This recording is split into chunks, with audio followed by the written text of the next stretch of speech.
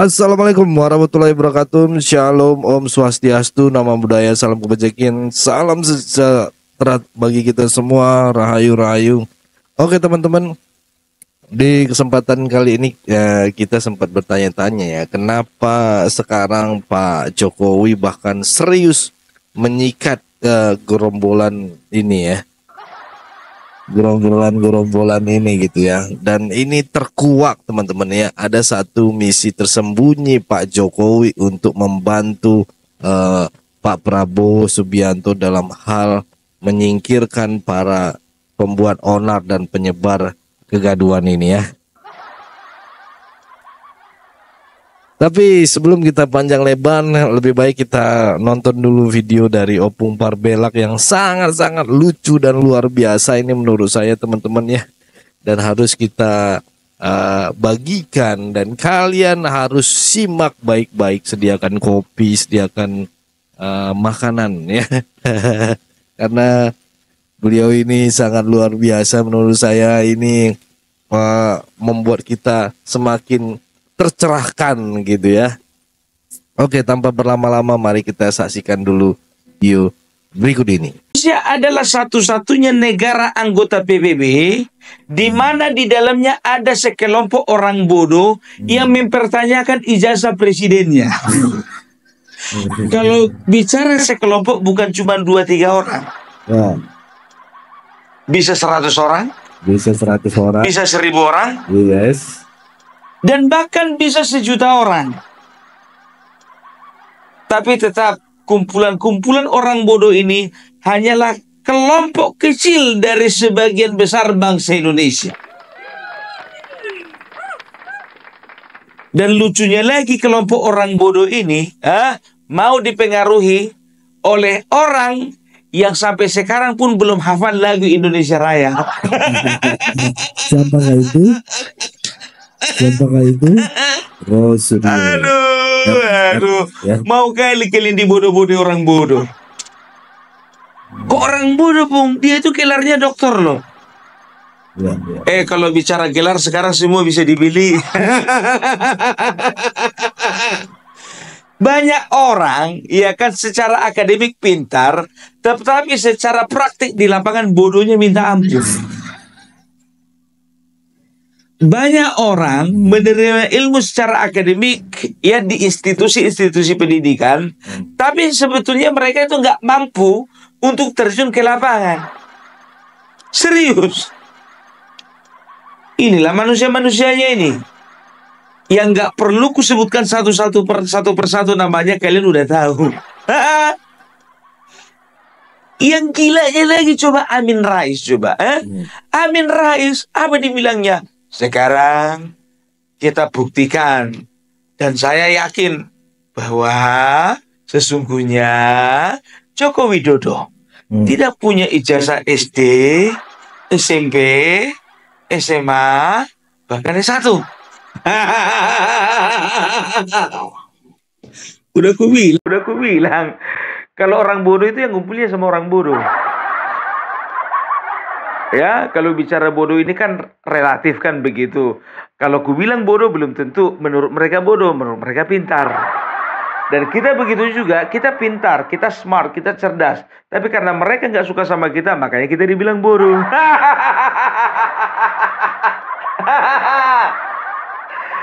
Ya, tapi kebodohan yang hakiki adalah ketika seseorang lebih yakin kepada imajinasi, halusinasi daripada kenyataan. Nah, inilah orang-orang tersebut. Kan begitu? Setuju nggak sama Bung Parbelak? Nah, coba bayangkan kalian. Kemarin orang ini ribut, teriak-teriak waktu Bapak Jokowi sebelum menjabat. Roy Suryo ada, Egy Sujana ada, Abraham Samad ada, Said Didu ada, Refli Harun ada. Semuanya kemarin itu mereka itu berkumpul di dalam sebuah forum yang menamakan dirinya Forum Kebangsaan, ya, mengatakan adili Jokowi, seret Jokowi, gantung Jokowi, seret keluarga Jokowi ke pengadilan. Adili Mulyono, seret Mulyono, kan begitu kan. Nah, sekarang biar tahu kalian apa dibilangnya, apalagi Abraham Samad. teman saya Bapak Jokowi, sahabat saya Bapak Jokowi, sebaiknya sudah tidak usah dilanjutkan laporan tersebut. Datang Amin Rais. Kemarin bilangnya Mulyono, sekarang Mas Jokowi. Kemarin mereka yang berusaha untuk mengkriminalisasi presiden. Nah sekarang mereka teriak-teriak dikriminalisasi. Coba bayangkan kalian. Setelah dilaporkan teriak-teriak itu, kami dikriminalisasi. Sebentar lagi kok sama kayak siapa itu? Sama si Hasto, ya kan? Kami dipolitisasi dan kami adalah tahanan politik. Aduh, ya sama kayak Rismond, sama si si Roy Suryo, iya kan? Selalu mengatakan di beberapa acara-acara televisi, kami UGM, kau UGM bukan. Jadi kalau UGM kenapa rupanya? Kau kira UGM itu kampus terbaik? Kau kira UGM itu satu-satunya kampus yang ada di Indonesia ini? Jadi orang ITB nggak yakin kau, orang UI nggak ada yakin kau, USU juga nggak yakin kau dengan lulusan-lulusan mereka itu. Kalian kiranya lulusan UGM itu segala-galanya? Kalah apa? Kau perbaiki dulu caramu itu bicara, Rismond. Di UGM di Jogja kau 4 tahun kau, tapi masa ngomongmu masih kayak gitu? Kalau aku kayak kau, rasa logatku ngomong ini udah nggak seperti itu. Logatku itu sudah kusesuaikan dengan tempat tinggalku. Kalau aku di Jawa, bikinlah logatku logat Jawa. Kalau aku kuliah contohnya di ITB, kemungkinan besar aku itu bisa logatnya logat Sunda. Kalau aku contohnya kuliah di Universitas Hasanuddin, logatku itu logat Makassar. 4 tahun kau di Jogja, tapi kenapa cara kau ngomong begitu? Hotman Paris aja yang tembak langsung dari lagu Boti, nggak kayak gitu kali.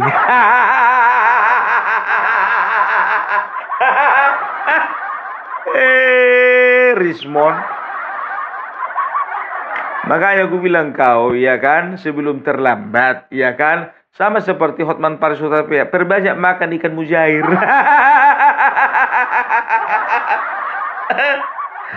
Aduh, ya. Jadi kalau ini kita bicara tentang manusia-manusia bodoh ini. Sekarang kita masuk ke masalah mutasi.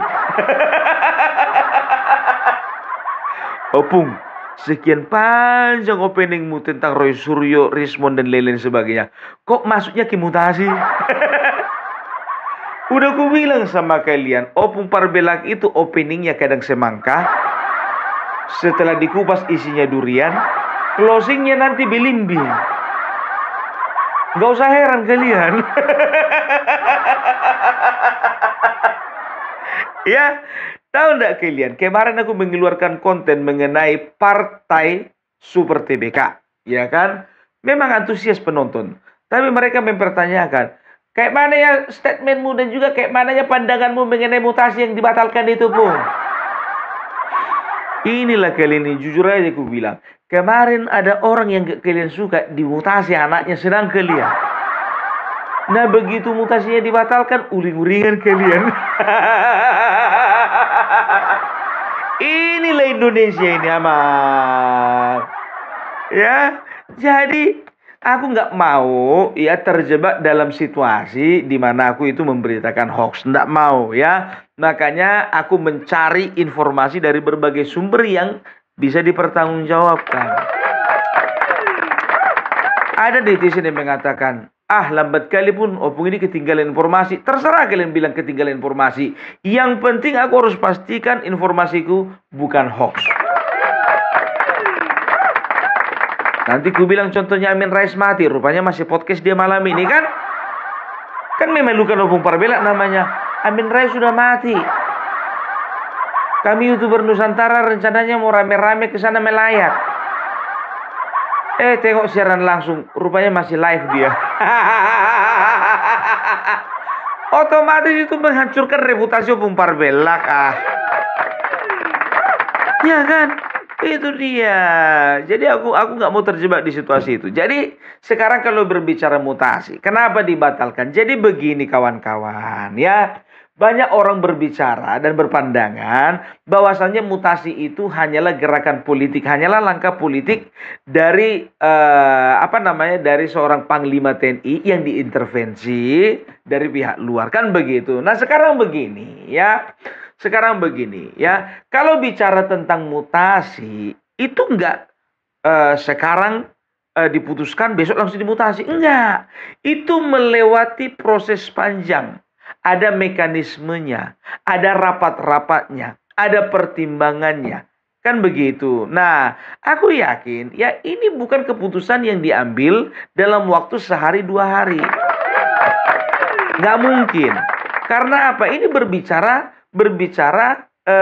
pertahanan keamanan loh. Nggak bisa main-main. Sedangkan ketika kita memutasi orang sipil, katakanlah karyawan atau guru honorer, ya, atau ASN contohnya mutasi, itu pertimbangannya sangat banyak gitu loh, sangat dipertimbangkan ya, apa sebabnya, kenapa beliau harus dimutasi, bagaimana prestasinya, bagaimana kinerjanya, bagaimana kompetensinya, begitu ya. Nah, sekarang begini yang jadi pertanyaannya, ya, yang jadi pertanyaannya. Kalaulah dimutasi, apakah beliau sendiri yang dimutasi? Kan tidak. Tapi ada 237 totalnya panglima tinggi yang dimutasi. Kan begitu.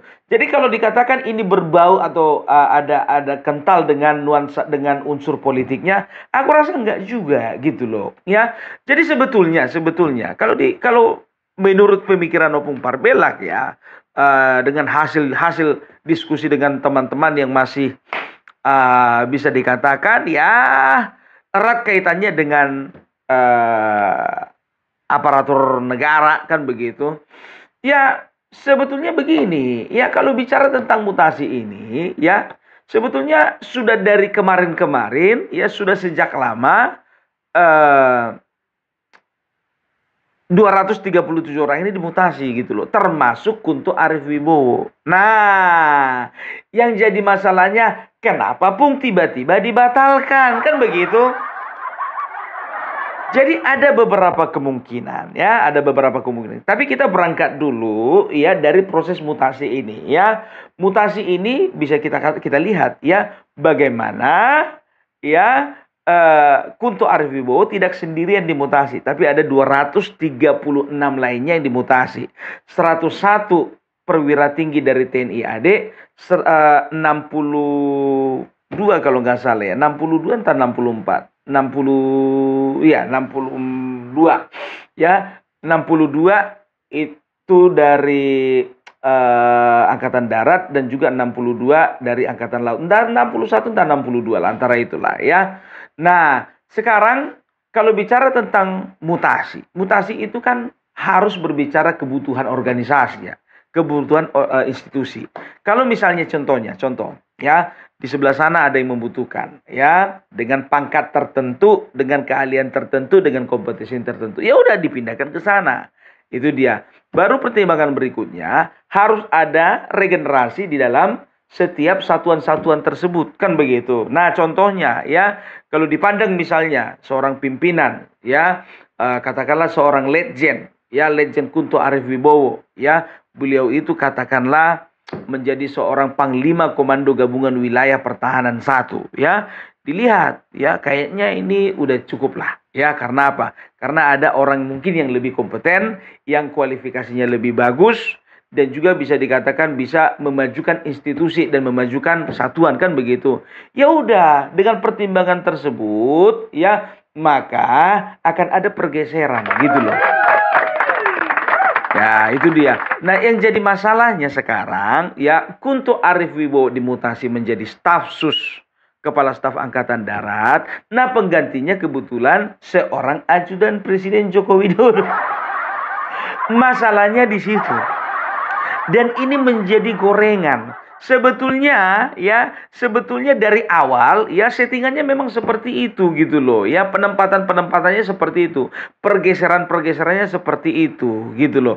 Karena ada seseorang ya yang dibutuhkan di sana dan juga ada seseorang yang lebih kompetensi mungkin menggantikan beliau, kan begitu. Nah, bicara tentang ajudan Bapak Joko Widodo atau bukan, itu hanya kebetulan. Ini kita kalau berbicara profesionalisme ya. Jangan dulu kita masuk ke politik. Mana bisa pun militer dipolitisir. Memang betul. Tapi kadang-kadang ada intervensi politik yang mempengaruhi ya langkah-langkah atau kebijakan-kebijakan di dalam militer. Kita harus akui itu. Karena apa? Presiden sebagai panglima tertinggi. Walaupun di tubuh TNI itu ya panglimanya adalah Panglima TNI yang sekarang itu adalah Agus Subianto, kan begitu. Tapi kan setiap kebijakan-kebijakan itu kan juga dipengaruhi ya oleh presiden sebagai panglima tertinggi. Nah, kemungkinan besarnya ya Arief Wibowo namanya masuk di dalam daftar mutasi ya. Kebetulan nama penggantinya itu adalah ya orang yang merupakan ajudan Bapak Joko Widodo sebelumnya. Nah, ini menjadi masalah gitu loh. Ya, ini menjadi masalah, menjadi polemik di tengah-tengah masyarakat. Karena apa? Ya, karena bapaknya Kunto Arief Wibowo ini menjadi sorotan. Gitu loh. Ya, kita udah tahu sendiri lah ya. Nggak perlu kesepil siapa bapaknya kan. Ya, karena ayahanda beliau itu adalah Bapak Tri Sutrisno, wakil presiden kita, kan begitu. Nah, bisa dikatakan seperti ini. Jadi sebetulnya ini prosesnya ini sudah berjalan dan harus dilaksanakan. Nah, kemungkinan besar ya untuk mengurangi, nah ini dia, untuk mengurangi gejolak ya, untuk mengurangi pandangan negatif masyarakat terhadap pemerintah ya, terhadap TNI. Maka ya dipertimbangkanlah ya supaya Kunto Arief Wibowo ini dibatalkan mutasinya. Ini kalau kita berbicara politis kan begitu. Karena apapun juga kita harus berbicara stabilitas kan begitu. Nah, kalaupun misalnya jawaban dari Bapak Christomey ya, Brigjen Christomey Sianturi ya, Kepala Pusat Penerangan TNI mengatakan bahwasannya Bapak Kunto Arief Wibowo ini sebetulnya masih dibutuhkan di Kesatuan kan begitu, masih dibutuhkan sebagai Panglima Komando Gabungan Wilayah Pertahanan 1. Nah, kalau menurut Opung Parbelak ya, itu hanyalah jawaban normatif. Ya, itu dia. Tapi yang diuntungkan di sini siapa? Ya si Kunto. Ya, Kunto Arief Wibowo sangat diuntungkan dengan situasi ini. Kenapa? Ya kalau sempat dia dipindahkan contohnya, tudingan masyarakat semakin bertambah kepada Bapak Prabowo. Karena orang juga banyak yang tahu bahwasanya setiap kebijakan yang diambil oleh seorang panglima tertinggi itu sudah pasti ada campur tangan dari presiden. Meskipun tidak semuanya keputusan dan juga langkah-langkah yang diambil seorang panglima TNI semuanya diintervensi oleh presiden gitu. Tapi kan arah mata masyarakat ini kan ke sana sekarang gitu loh ya. Nah, jadi mungkin ya mempertimbangkan kalau menurut Opung Parbelak ya, mempertimbangkan stabilitas di dalam negeri ya sudahlah ya, dibatalkanlah mutasi dari Kunto Arief Wibowo. Tapi Bapak jangan senang dulu, Pak. Belum tahu untuk berapa lama. Biasanya ketika situasi sudah mulai tenang, barulah di situ dimutasi. Kan begitu? Ya, tapi ya nggak apa-apa lah ya. Kita pun juga beranggapan bahwasanya semuanya itu harus dijaga gitu loh ya. Nah, sekarang kalau bicara tentang profesionalisme ya. Jadi kalau bicara tentang profesionalisme dalam memutasi ya, dalam melakukan sebuah kebijakan-kebijakan ya di dalam tubuh TNI tersebut ya, itu harus mengedepankan yang namanya profesionalisme dan merit system ya. Profesionalisme sudah pasti berbicara tentang profesionalitas di dalam menjalankan sebuah pekerjaan atau tugas ya. Merit system ya itu adalah ya merit system itu adalah menempatkan seseorang ya atau memberikan pangkat, memberikan kedudukan seseorang itu berdasarkan kemampuan, berdasarkan kompetensi, kualifikasi dan juga kinerja. Ya, jadi merit system ini sudah diadopsi sebetulnya oleh dalam penempatan ASN gitu, aparatur sipil negara. Nah, inilah yang harus dilakukan oleh institusi militer gitu loh ya. Jadi merit system ya berasal dari kata meritokrasi. Meritokrasi itu adalah penempatan seseorang berdasarkan kompetensi, kualifikasi dan juga kinerja ya secara adil ya, dan tanpa ada campur tangan dan hal-hal di luar daripada ketentuan. Contohnya hal-hal yang berbau politik gitu. Tapi pada kenyataannya sih sebetulnya sebagian, aku nggak bilang semuanya, sebagian ya mau tidak mau harus ada kaitannya dengan politik, mau nggak mau. Gitu loh ya. Jadi jangan lagi ada yang bertanya-tanya, Pung, kenapa itu dibatalkan ya? Secara normatif jawabannya ya seperti yang sudah kuduga ya, jawabannya pasti ya. Komando gabungan wilayah pertahanan itu masih membutuhkan beliau. Itu jawaban normatif kan begitu. Tapi kalau jawaban politis sebetulnya ya demi menjaga keamanan saja, menjaga stabilitas. Aduh. Maaf ya kalau aku berpandangan seperti itu ya, minta maaf ya karena itu menurutku bisa jadi benar dan juga bisa jadi tidak kan begitu. Tapi ini kan ini analisaku ini bukan analisa yang buru-buru gitu loh. Ini memang betul-betul kuanalisa ya, dari Kuntonya, dari Trisutrisnonya, dari Panglima TNI-nya, dari juga ada tangan-tangan luar yang mempengaruhi kan begitu ya.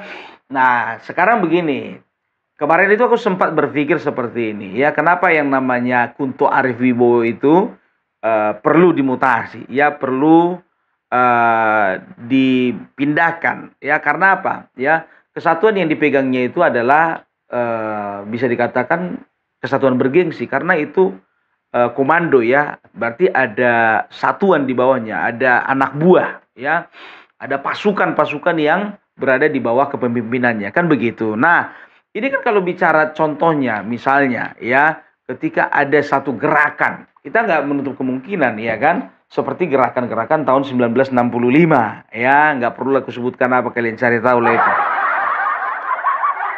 Agak haram juga aku menyebutkannya. Nanti kalau misalnya aku sebutkan nanti tersinggung Ripka Ciptaning. Ada kaitannya rupanya Ripka Ciptaning, Pung. ada. Tapi sedikit.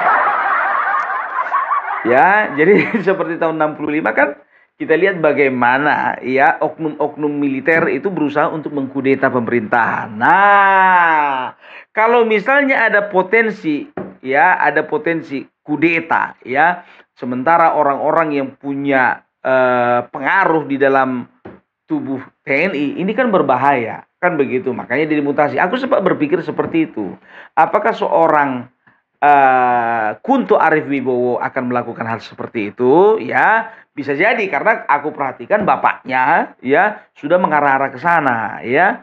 Tapi kalau bisa dipikir-pikir, melihat karirnya memang betul-betul melejit ya, kayaknya sih nggak mungkin gitu loh. Seorang Kunto Arif, Jenderal Bintang 3 akan melakukan hal tersebut. Tapi kita nggak bisa tebak juga. Kita bisa lihat bagaimana ya mantan Danjen Kopassus Sunarko itu pernah berencana melakukan makar.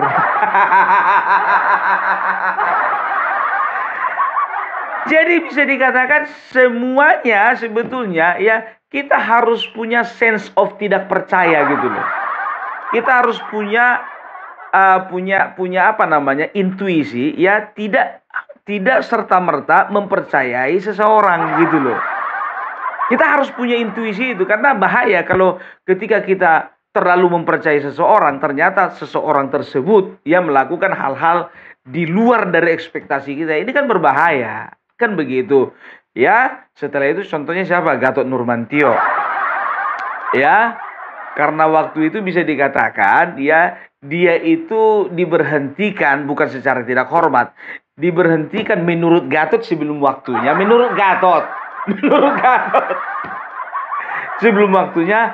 Nah, begitu beliau itu apa namanya purnawirawan, dia itu cenderung ke sebelah kiri gitu loh. Karena apa? Karena beliau kan kemarin kan sempat digadang-gadang jadi wakil presiden, kan begitu. Calon wakil presiden. Rupanya nggak ada yang minat. Padahal Gatot Nurmantio waktu itu sudah bangun tim relawan. Rupanya bergeningnya lemah. Nggak jadi tuh barang, kan begitu. Nah, ya karena memang sudah purna, artinya tidak terikat dinas ya dengan kemiliteran. Nah, dia punya hak ya untuk menentukan arah politiknya. Nah, kebetulan saja arah politiknya itu arah politik kiri. Aduh, Sunarko begitu juga ya. Mantan Kasal tahun 2000, siapa sih, Hanafi begitu juga ya. Jadi bisa dikatakan ya itu hak mereka sih, berbeda pandangan politik. Nah, ini kan negara demokrasi ya, itu dia. Tapi janganlah gara-gara pilihannya atau misalnya karirnya mentok, contohnya karir politiknya mentok, tidak punya prospek ya, yang disalahkan pemerintah. Nggak boleh. Kayak siapa namanya, si Gatot Nurmantio itu kan sebetulnya kan di politik kan nggak punya prospek ini orang. Sunarko begitu juga nggak punya prospek ini. Ya, jadi banyak orang-orang ya yang nggak punya prospek di politik tapi memaksakan diri. Contoh si kolor merah ya. Seringkali live sekarang dia virtual kali di TikTok. Kemarin itu kalau nggak salah live dia itu sambil main gitar. Pindah dia dari biru ke si merah, awak kira bakalan jadi orang. Sampai sekarang nggak jadi orang. Getol kali membela si merah, entah apa dilihatnya dari si merah itu. Tapi sebetulnya dia itu punya hubungan batin sebetulnya dengan si merah, karena dia itu kan apa namanya menunjukkan dia itu di media sosial kemarin itu sempat menunjukkan dia cuma pakai kolor merah kan, dan itu adalah merupakan sebuah firasat. Dan sampai sekarang ku perhatikan pun juga ya kawan ini nggak dianggap sama si merah gitu loh, sama teman-temannya pun juga nggak terlalu banyak membahas si kolor merah ini. Tapi dia merasa pede gitu loh ya. Sebetulnya udah gak ada prospek lagi di dunia perpolitikan. Entah ngapain dia itu memaksakan diri. Kan begitu. Sama seperti si Raja Minyak. Terus apa rupanya prospeknya kan? Tapi itulah dia. Ada orang kaya, ada orang merasa kaya. Ada orang cantik, ada orang merasa cantik. Ada orang ganteng, ada merasa ganteng. Nah, ada yang merasa prospek tapi padahal gak prospek. Nah, kalau orang-orang nggak prospek ini biasanya ditinggalkan agen ya. Kalau apa namanya agen-agen asuransi udah bisa melihat ini prospek atau enggak. Yang prospek dikunjungi, yang nggak prospek ini nggak dikunjungi ini. Itu dia ya. Nah, banyak seperti itu ya, tanpa mengurangi rasa hormat buat bapak-bapak yang apa namanya yang sudah purnawirawan ya. Saya tahu ya bahwasannya bapak-bapak semuanya itu sudah memberikan jasa, sudah menghibahkan ya tubuh jiwa Anda itu kepada bangsa ini. Tahu, paham kita. Tapi jangan gara-gara berbeda pandangan politik, Anda rusak gitu loh. Anda rusak kepercayaan publik kepada kalian. Gak boleh.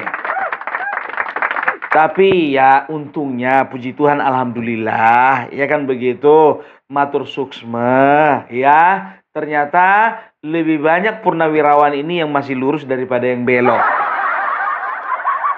Banyak kalian lurus. Buktinya apa? Buktinya kemarin itu, ya, Persatuan Purnawirawan TNI AD, Persatuan Purnawirawan TNI AU, Persatuan Purnawirawan TNI AL, semuanya sama-sama mengeluarkan surat pernyataan sikap. Yang intinya bahwa Forum Purnawirawan, ya, itu tidak mewakili purnawirawan yang ada di seluruh Indonesia secara resmi. Itu dia, ya. Nah, sekarang kita kembali dulu ke si Kunto ini, ya. Jadi aku ada juga rasa kadang-kadang kita menganalisanya secara nakal, ya. Ya, ini analisa nakalku, ya. Jadi sebetulnya kemarin itu, ya, kalau kita tidak berbicara profesionalisme, ya. Nah, ini kan chaos ini kemarin itu, ya. Purnawirawan salah satunya itu Bapak Jenderal Trisutrisno yang terhormat, kan begitu. Nah, dengan adanya gerakan-gerakan seperti ini, dibuatlah mutasi anaknya ini. Kita nggak tahu, entah itu adalah sebuah warning, kan begitu. Sebuah warning kepada masyarakat bahwa, ya, sebuah warning kepada mereka, ya, kumpulan-kumpulan purnawirawan yang belok-belok ini, ya. Nah, ya, menunjukkan kepada hati-hati kalian, ya. Macam-macam kalian akibatnya fatal. Macam-macam kalian akibatnya itu ya sama orang-orang yang ada kaitannya dengan kalian. Entah anak kah itu, entah menantu kah itu, entah keponakan kah itu. Nah, setelah udah agak mereda, sekarang kan sini udah agak mereda ini, udah nggak sebanyak yang dulu lagi, nggak sebanyak beberapa hari yang lalu. Sekarang ini malah purnawirawan lebih sibuk ngurusin Hercules daripada sibuk ngurusin Gibran.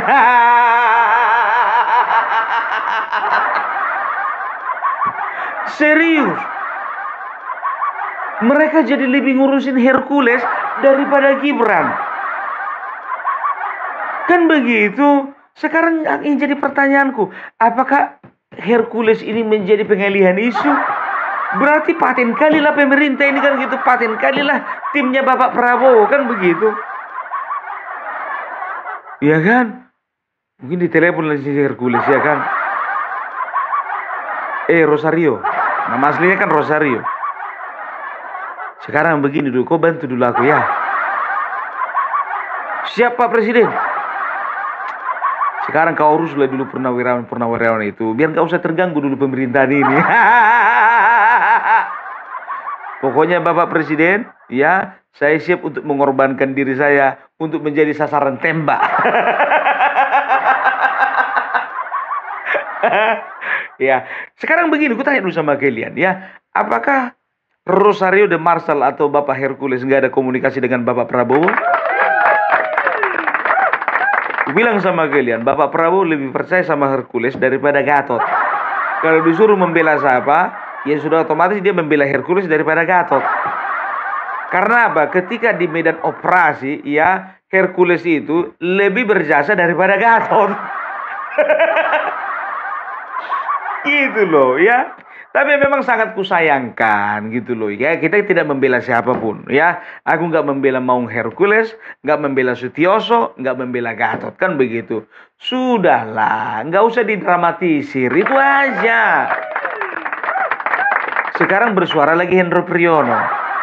Kalau bisa semuanya serang aja Hercules, kan begitu. Supaya apa? Supaya meminimalisir serangan kepada Gibran. Kalian itu jujur aja ku bilang, ya, lebih bagus mana, ya, mantan preman sekarang jadi orang terhormat atau mantan orang terhormat sekarang jadi preman? Ya, inilah di Berto kalian yang mempermasalahkan kasusnya, mempermasalahkan ijazahnya Bapak Joko Widodo. Ini kan mantan-mantan orang terhormat ini kemarin. Nah sekarang tingkah laku mereka lebih-lebih daripada preman. Kalian ngerti nggak preman itu? Enggak, preman itu konotasinya nggak selalu negatif. Kalau bicara tentang preman, ya mungkin cara mereka mencari hidup saja mungkin yang salah gitu. Tapi kalau berbicara kesetiakawanan, tidak ada kesetiakawanan yang bisa diterapkan, ya. Tidak ada kesetiakawanan yang lebih kuat daripada kesetiakawanan seorang preman dengan temannya. Gitu loh, banyak kita lihat seperti itu. Orang yang mengorbankan dirinya demi temannya, mereka ketika mereka contohnya konflik dengan kelompok lainnya contohnya, ya mereka nggak akan kasih tahu di mana teman-teman tersebut. Dari mana kau tahu, Pung? Ya aku kan sering nonton film-film mafia Hong Kong.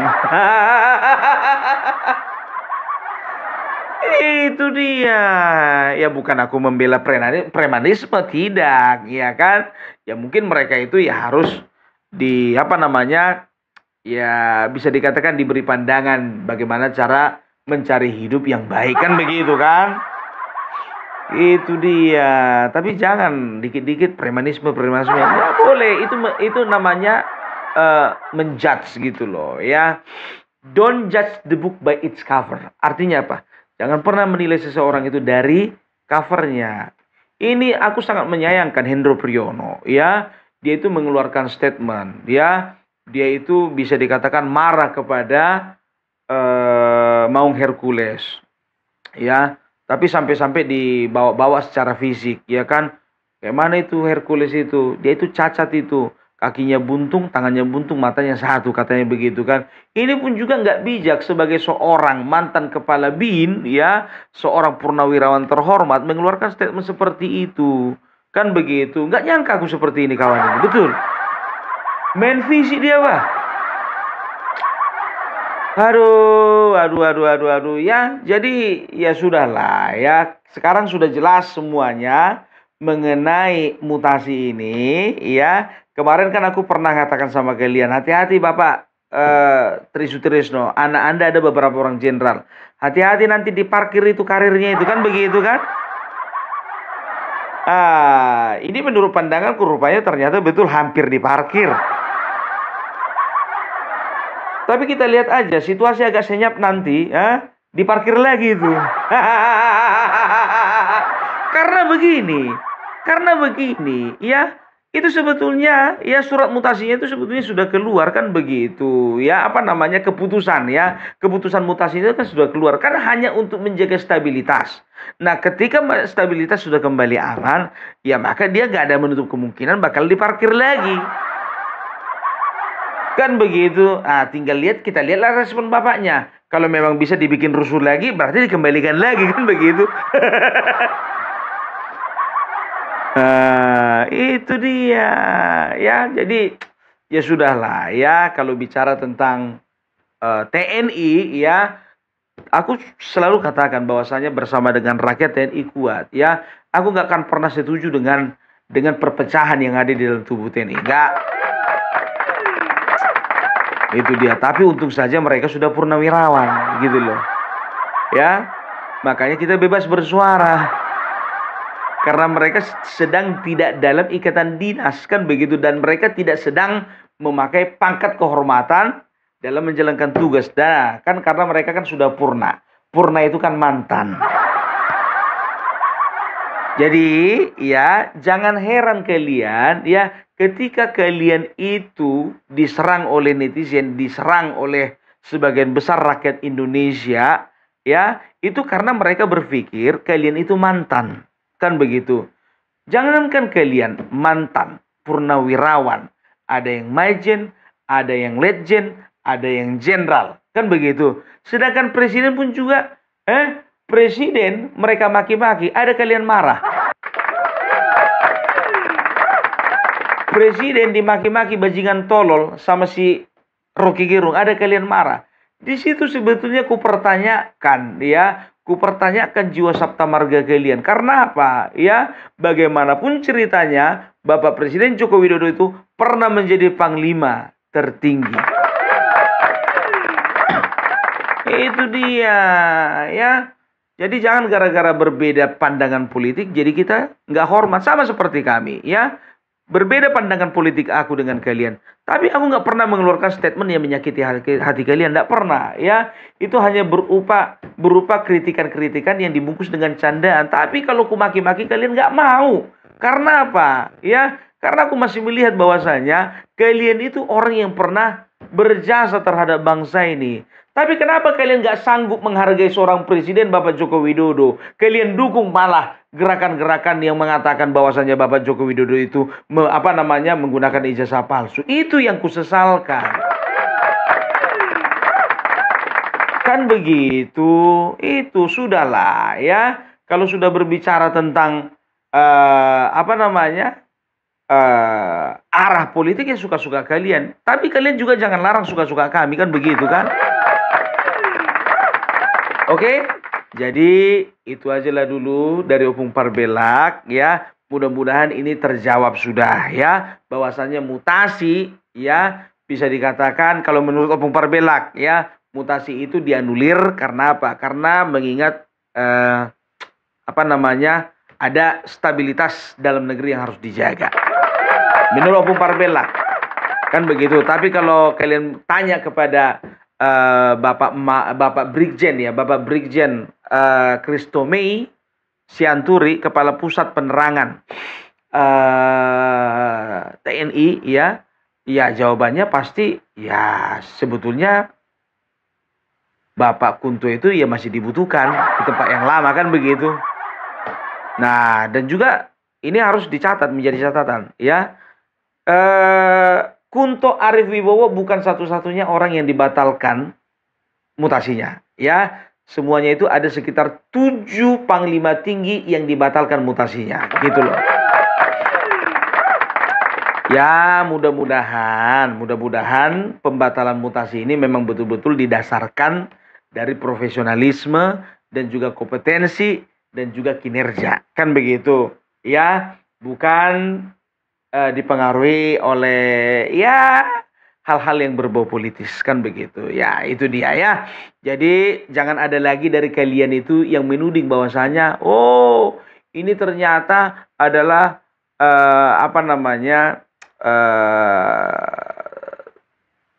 terlalu kental dengan politik gitu, ya. Kita nggak boleh juga menuding seperti itu, ya. Ini kan pandangan kita, ya. Kalau misalnya berbicara tentang profesionalisme, ya pandangan-pandangan yang diberikan, ya kalian bisa lihat dari media sosial TNI, kan begitu, ya. Nah, kalau kita kan berbicara tentang analisa-analisa politik, walaupun politik kampungan menurut kalian. Oke? Jadi itu dulu dari Opung Parbelak, ya. Maju terus, ya, untuk bapak-bapak yang ada di Kesatuan TNI AL, AU dan juga Angkatan Darat, demikian juga Polri, ya. Kami mau mengatakan bahwasanya kalian itu ada di hati rakyat. Yang lebih kocak, teman-teman, ya, waktu diusir dari ruangan, kelompok ini masih sempat ngoceh-ngoceh soal hukum dan keadilan. Tapi ya sorry to say gitu ya, logikanya kebalik semua gitu ya. Katanya mau tegakkan hukum, ya kan, tapi tindakannya sendiri ngawur gitu. Tindakan mereka aja ngawur gitu ya. Mau ambil adil gitu kan, tapi maunya mereka yang menang gitu ya.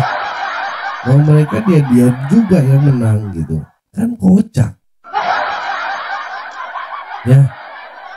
Kuasa hukum Pak Jokowi sendiri udah bilang, ya, ada 4 orang yang mau dilaporkan atas pencemaran nama baik. Nah, dan FYI-nya laporan kayak gini harus dilaporin langsung sama korban gitu ya, teman-teman, ya. Bukan diwakili atau emak-emak kompleks sebelah gitu ya. Jadi ya sabar aja, nanti ada waktunya, semuanya akan diperiksa, teman-teman, ya. Lucunya lagi, ada yang nyeletuk, teman-teman. kalau mereka terbukti bersalah. Jangan ditahan di Jakarta deh, menurut gua ya. Lempar aja ke Nusa Kambangan sana. Waduh, serem juga ya. Tapi ya masuk akal sih, daripada bikin ribut terus di kota kan.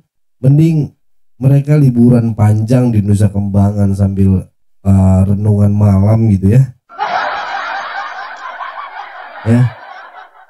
Ngomong-ngomong teman-teman, orang-orang yang ribut soal ijazah ini ternyata banyak dari mereka yang masuk dalam kategori gitu ya. Kategorinya itu kategori barisan sakit hati. Tahu sendirilah ya, yang dulu-dulu gagal move on gitu ya, karena kalah pilpres ya, sekarang kerjanya ya nyinyir terus. Dikit-dikit Jokowi salah, Gibran salah, kalau enggak ya Prabowo salah ya. Pokoknya kalau sudah dari geng mereka semua itu berpikiran itu salah ya. Capek kadang ya hidup buat nyari salah orang gitu ya, salah orang lain dicari-cariin gitu ya. Padahal Gajah Mada kampusnya Pak Jokowi sudah jelas-jelas bilang ijazah Pak Jokowi itu asli. Teman sekelasnya sudah pada ngomong, dosennya juga ngakuin gitu ya. Bahkan alumni mereka, salah satunya kayak Mr. Q sendiri gitu ya, marah karena merasa alma mater mereka dihina ya. Kalau masih nggak percaya juga gitu ya, ya maaf, ini bukan skeptis lagi, itu ngeyel-ngeyel level dewa teman-teman. Logikanya simpel deh teman-teman ya. Ya gini, kalau mau cek STNK ya ke Samsat ya kan, bukan ke tukang urut. Kalau mau cek ijazah ya ke kampusnya gitu, bukan ke grup WA emak-emak. Klarifikasi resmi sudah keluar dari UGM, dari Kementerian Pendidikan, bahkan dari KPU. Tapi tetap aja gerombolan ini kayak kaset rusak teman-teman, muter-muter di situ aja gitu ya.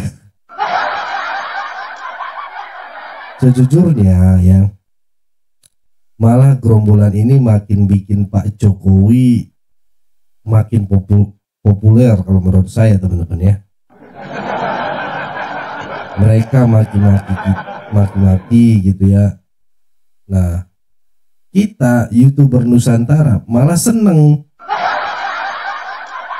Senangnya kenapa? Ya, dapat bahan buat ngelawak fitnah mereka gitu ya. Ngelawan fitnah mereka, hujatan mereka ya. Jadi konten gitu ya.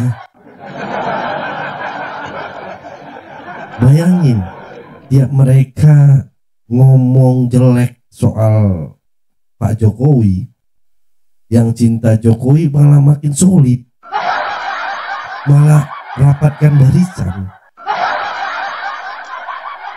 Ini ibarat ngasih vitamin buat elektabilitas Jokowi tanpa disadari. Ya, kalau kita lihat lebih dalam, kita cross check lebih dalam gitu ya teman-teman ya. Ya sebenarnya Pak Jokowi kayak lagi iseng aja gitu, dibiarkan fitnah berkembang sambil nunggu saatnya membalas dengan data dan hukum. Kelihatan banget ya strategi diam Jokowi ini bikin lawannya kehabisan bensin sendiri ya teman-teman. lucunya ya, udah main tuduh, data sudah dikasih, tapi masih engkeh mau ngotot. Ini sama kayak minta lihat KTP, udah dikasih KTP malah nanya lagi gitu ya, beneran ini KTP kamu? Pak Jokowi pun meskipun sudah tidak menjabat ya teman-teman, kekuatan politiknya masih terasa teman-teman ya. Bahasa kerennya excessive power without power. Apa itu ya? Ini saya bikin bahasa Indonesia, ini prestasi politik yang nggak semua orang bisa teman-teman ya. Ya, pada akhirnya teman-teman kita harus bertanya ya, sejak kapan klarifikasi resmi dari UGM itu nggak ilmiah?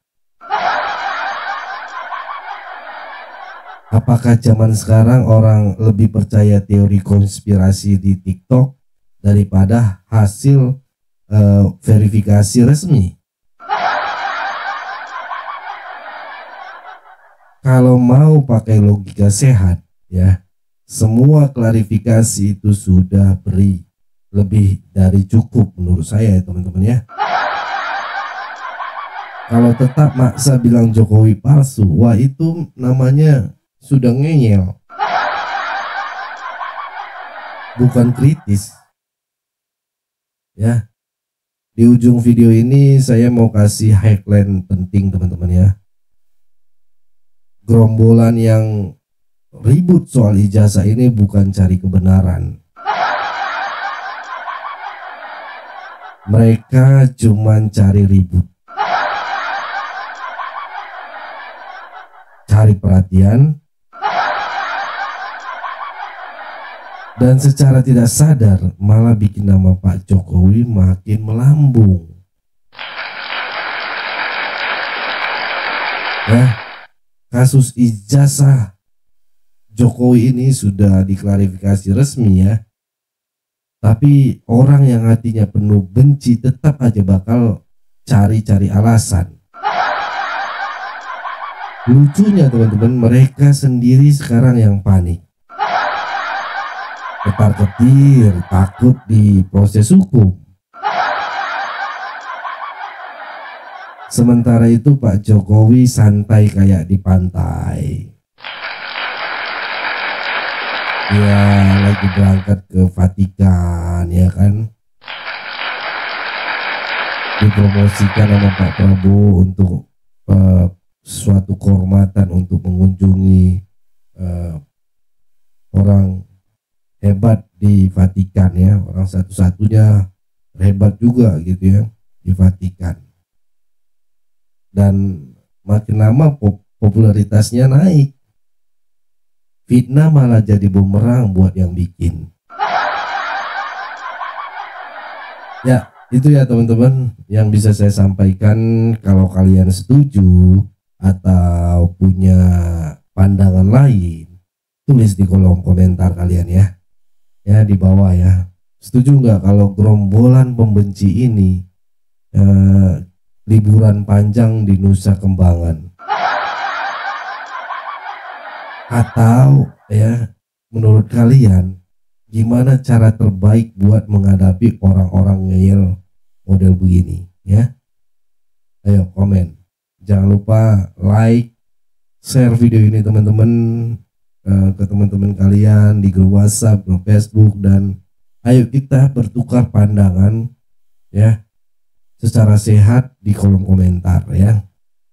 Karena dari debat yang sehat kita bisa melihat siapa yang benar-benar cari kebenaran dan siapa yang cuma cari keributan. Sampai jumpa di video berikutnya teman-teman ya. Terima kasih. Pesan saya tetap jaga persatuan Indonesia, jangan mau dipecah belah, jangan mau diadu domba. karena NKRI harga mati. Saya Leonardo Sirait, mohon undur diri. Bye-bye.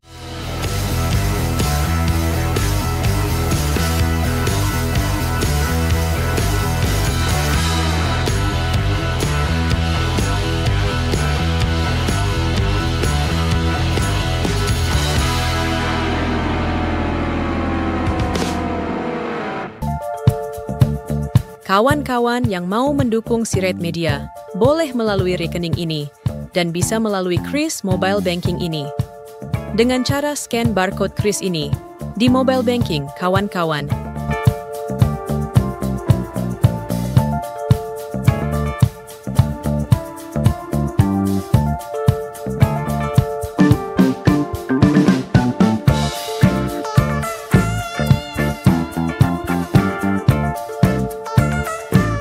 Dan jangan lupa juga mendukung pelayanan di yayasan kami melalui rekening ini dan bisa melalui Kris Mobile Banking ini. Dengan cara scan barcode Kris ini di mobile banking, kawan-kawan. Berapapun itu sangat berguna bagi pelayanan kami. Mari terus kita suarakan suara rakyat jelata dan terus berdampak bagi Indonesia. Terima kasih.